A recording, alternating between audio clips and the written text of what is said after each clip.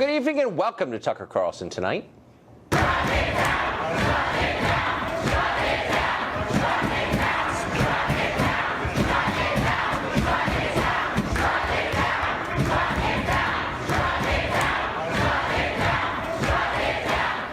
You're looking at the new face of academic freedom. Protesters at Middlebury College in Vermont ruined a lecture planned by sociologist Charles Murray, saying his ideas were so offensive they should not be spoken aloud. And to prove their point, they also assaulted a professor who was briefly hospitalized. In just a bit, we'll talk to someone who agrees with those protesters.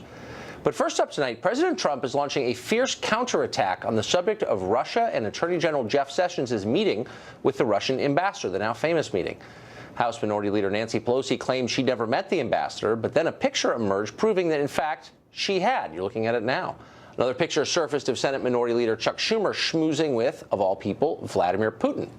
Well, today, President Trump tweeted this: "We should start an immediate investigation into Senator Schumer and his ties to Russia and Putin, a total hypocrite."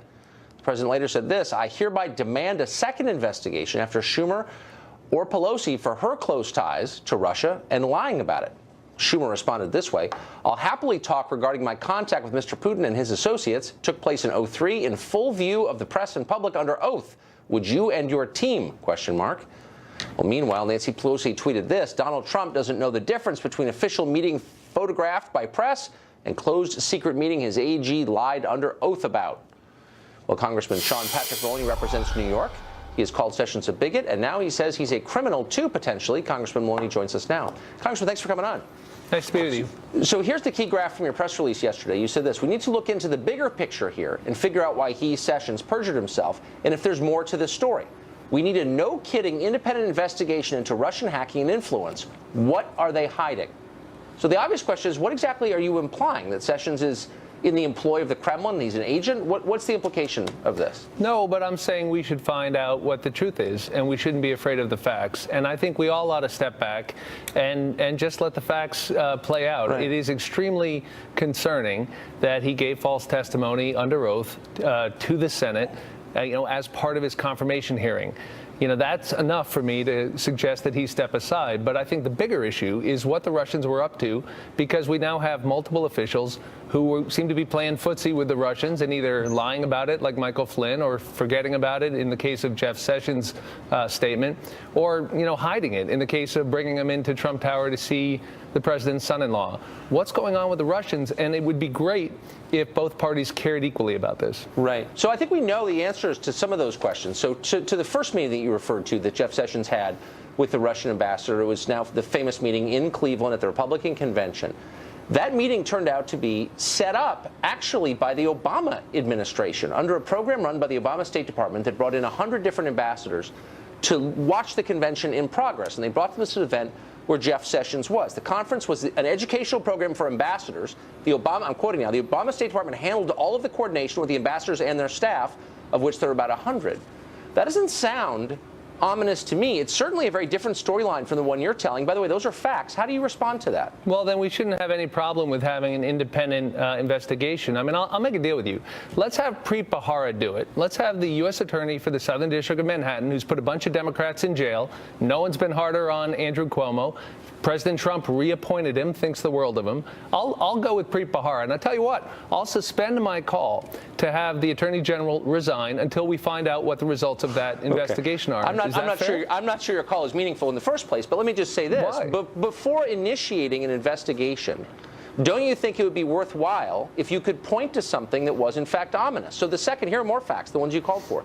I think it's ominous that we have now multiple Trump officials in communication with the Russians about Ukraine and sanctions. I'm sorry. You're going from specifics. No, I've seen this too much. You're going from specifics. We're talking about Jeff Sessions here, sure, the Attorney General, whose resignation you've called for, and you're making a general statement. Let's get back to the specifics and the facts that you originally called for. So the second meeting took place in his office. Present at that meeting, and no one disputes this, were two retired U.S. Army officers, colonels, both of them.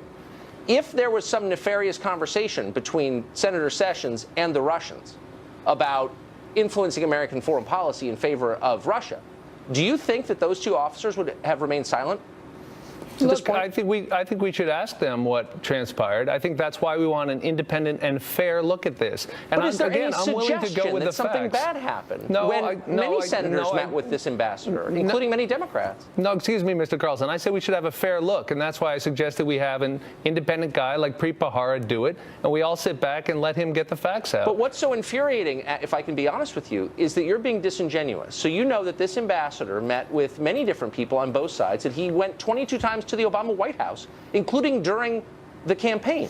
Right. And yet you're saying he's we the need ambassador from Russia. The problem is not that he meets with American officials. So what is the problem exactly? The problem is when they lie about it under oath or forget about it or disguise it. And that's what's happened in each of the cases with Mr. Flynn and Mr. Sessions. No, that's actually not the problem that you're alleging. Okay, so there are two different things you're alleging. You're saying, and I'm just reading right from your press release. Sure. You're saying, one, that the Attorney General committed perjury. You make a number of unsustainable points. Committed perjury, which is a heavy thing to say about someone who hasn't been charged or gone to trial, adjudicated or convicted. Right, that's what we call lying under oath with intent. Okay, but perjury is a very specific crime that you're alleging, and you know as well as anybody that he would not be convicted in court of that. And by the way, hasn't been. Oh, no, I don't. I think there's more than enough evidence to convict him. Okay, but you're saying more. I mean, you know, this is a theoretical conversation. What's not a theoretical conversation is the next part of it where you say, what were they hiding? And I'm just asking you as an adult American who's watching this open-mouthed, wondering, what is this about?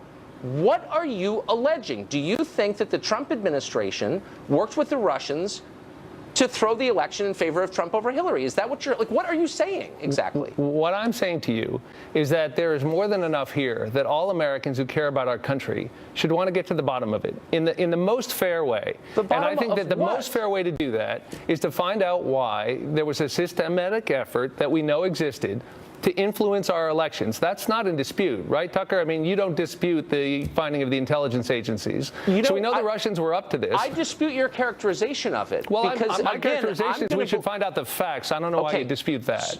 The facts are these. We can't point to a single instance where the Russians spoke to anyone affiliated with the Trump campaign that we know of about changing the outcome of the election, A. B, we can't point to a single data point that shows that Russian influence affected the outcome of the election. Am I missing something? Do you have facts that you haven't shared? I didn't say that, but I'm happy to let an independent investigation look at that. But I think what we do know is that they were intensely concerned about sanctions related to their activities in Ukraine. And the Attorney General admitted that they discussed that subject. Michael Flynn discussed that subject and then lied about it. That's more than enough for me to want to know more. So there's a lot of smoke here. Let's let an independent outside person like Preet Bharara, the U.S. Attorney in Manhattan, that the president just appointed, let's let him find out. How about that? So if I said to you, you know, people are saying, Congressman, that you've committed murder, and I'm not saying that you have, but I'm saying people are saying that. And you would say, well, there's no evidence that I've done anything like that. No, I know. People are saying all we need is to put Preet Bharara on the case, get forensic on you, and find out what the truth is. You would say that is an unfair slander against me because, in fact, there's no evidence that anything happened. And this is a similar case. Well, if that's what I said, it might be undermined had I recently lied about it under oath. And that's, I guess, the point. It's not that people meet with the Russian ambassador. Like, I know Chuck Schumer ate a donut with him. The point is he didn't lie about it under oath. But and I guess we're wondering disingenuous. why. I'm not being disingenuous. Yes, you are. I will follow the facts. I will come back on this show. Have you watched the tape? I will come back on this show, and I will admit that I was wrong. If we can have a fair and neutral examination, we need an independent look at what happened. Why are you afraid of that? What I'm amazed by, I mean, there was a time when conservatives didn't laugh about the Russians trying to influence our country. When there was a time when Democrats weren't calling for war with countries on the basis of no evidence of wrongdoing. I'm not calling for war. Well, you had two senators in your party yesterday. We have an undisputed effort at the highest levels of the Russian government to influence our election. I take that seriously. Let me ask you an adult question, a nonpartisan question. I'm sorry? If you could just get off your talking points for 2 seconds. Sir, I'm just calling for an independent investigation. And I guess I'd be curious why you would oppose that. And I'll tell you why. Because I live in Washington, and I know that there is a long series of governments who attempt, and some successfully, to influence American policy, and that Russia is not on the top 10 of that list. And so I don't believe that your concern is sincere. I believe this is a purely partisan effort to take out certain members of the administration. And you know perfectly well it is. And so it's a little frustrating to sit and look at you hiding behind the pretense of objectivity when that's Do you think that Russia is in the top 10 of countries? Name countries that influence American policy. Well, let me tell you. Let me tell you how it looks like when you don't live in Washington, because some of us don't. I live in New York, and we have a U.S. attorney here who I trust, who the president just serve appointed. In Washington, D.C. So I'm willing to let the president's appointee, as the U.S. attorney in New York, take a look at it. And the fact is, there is so much smoke here, and Russia is a grave threat to the United States. Name one specific way that the Russian government influence the outcome of this election. You didn't hear me say one. that, so please don't set up that straw man, Tucker. I didn't say that. You said about 9 times that all Americans should be concerned and that all of us who care about democracy ought to want to know more. Give me one example, one indication that they affected the outcome. You don't have That's not the standard, sir. That's not the standard that they affected the outcome. No. Hey, if somebody takes a shot at my head and misses, I'm still going to care about it.